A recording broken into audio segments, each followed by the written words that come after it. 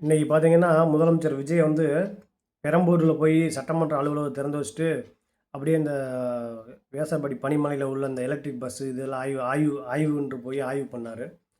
ஆய்வு பண்ணிட்டு அங்க இருக்கிற நடத்துனர், அ டிரைவர்கள்லாம் அந்த பெண் நடத்துனர், பெண் டிரைவர்கள்லாம் கூப்பிட்டு வந்து ஒரு ஃபோட்டோ எடுக்குறாரு. அந்த ஃபோட்டோ எடுத்துட்டாரு.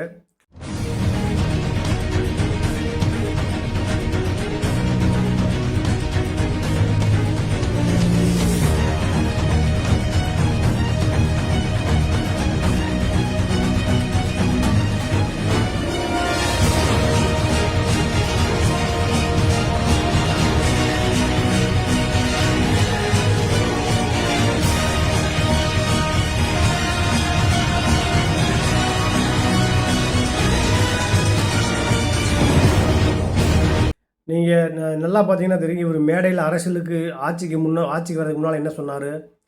தமிழ்நாடு தான் நான் தான் தமிழ்நாடு. என் மக்களுக்கு ஒண்ணுன்னா நான் மக்கள்றா, என் மக்கள்றா, என் ஜனமா, பணமாலாம் கேட்டாரு. அதாவது எப்படி சொன்னா மக்கள் ஏமாறுவாங்க? எங்க அடிச்சா எந்த மக்கள் ஏமாறுவாங்க? எப்படி சென்டிமெண்டா ஏமாத்தணும்னு பக்காவா ஸ்கெட்ச் போட்டு பண்றாரு விஜய். என்ன இப்ப கடந்த ஆட்சி அந்த பெண் நடத்துனர், டிரைவர் எல்லாம் வந்து வேலை குடுத்தது வந்து ஸ்டாலின் அவர்கள்.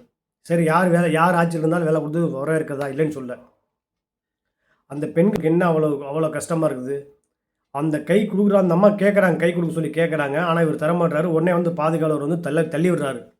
அப்ப பாருங்க மக்களே, மக்களை எங்க எப்படி பேசுனா எப்படி ஏமாறுவாங்க, அதாவது எங்க அடிச்சு நாடக அரசியல் நடத்துறாரு. மக்களே நீங்க நல்லா புரிஞ்சுக்குங்க. இது வந்து நான் மேல எனக்கு தனிப்பட்ட கோபம் கிடையாது. உங்கள மாரியே விஜய் எனக்கு நடிகரா புடிக்கும். நிச்சயமா பிடிக்கும். நான் இல்லைன்னு சொல்லல. அவரோட படங்கள் வந்து டான்ஸ் நல்லா ஆடுவாரு. நல்லா ரசிப்பார். இல்லைன்னு சொல்லல. ஆனா, அரசியல்னு வரும்போது இல்லாத ஒண்ண பேசி, இருக்கிற மாரி ஒண்ணு காட்டி, இவரு நடந்துக்கிறது, இப்ப பார்த்தீங்களா? இவரு எப்படி நடக்கிறாரு பார்த்தீங்களா? அப்ப எதற்காக வந்து இந்த வேஷம்? அப்ப இந்த யார ஏமாத்துறீங்க? யார ஏமாத்துறதுக்காக இந்த வேஷம் போடுறீங்க?